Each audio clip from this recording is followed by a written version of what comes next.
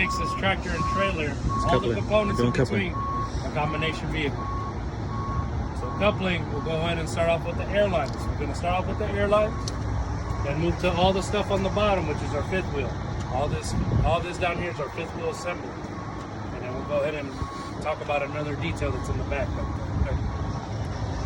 So we'll start off with our airlines. Airlines are properly mounted and secured. No abrasions, bulges, or cuts. No leaks. You also got to tell me what each one is and what color it is. So red is emergency, blue is service, green is electrical. They're securely mounted to the back of the cab, right? This is where they're coming from. And they should have proper clearance from the catwalk. I know these are hanging a little low, but they should have proper clearance from the catwalk.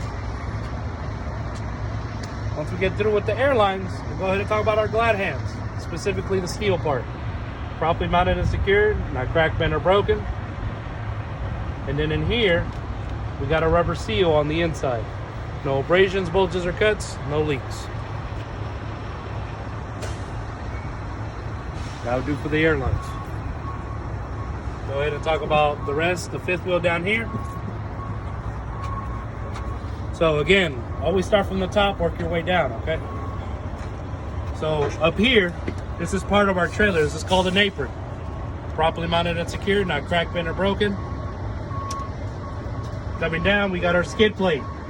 Properly mounted and secured, not cracked, bent, or broken, and it should be fully greased.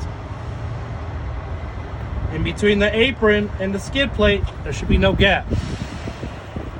Shouldn't see any visible light there. No. All right? Well, I wasn't asking, but there shouldn't be. Here we go. And then we got our pivot pin. Properly mounted and secured, not cracked, bent, or broken. Then we got our release arm. Properly mounted and secured, not cracked, bent, or broken, and it should be in the lock position. Okay? When it's in the lock position. And then we got our airline. You see that little coil line up there? Properly mounted and secured, no abrasions, bulges, or cuts, no leaks.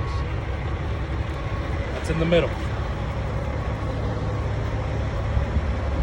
Back here in the middle, coming down. This is our mounting platform right here. Properly mounted and secured, not cracked, bent, or broken. Then we got our mounting bolts. Properly mounted and secured, not cracked, bent, or broken.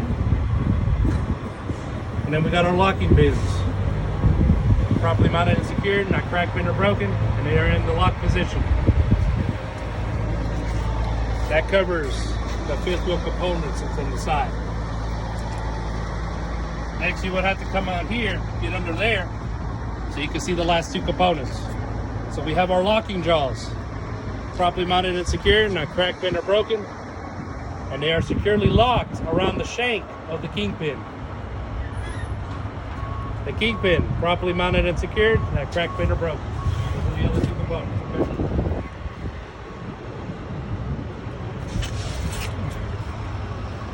Last detail you have to talk to me about is the spacing.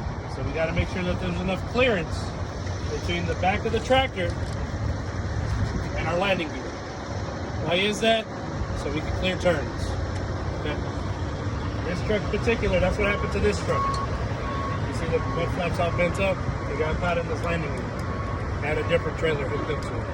So that's how it looks like whenever it happens. You got to make sure that there's enough clearance to the rear of the tractor and the landing gear to clear it. You got to tell them that. That will conclude couple.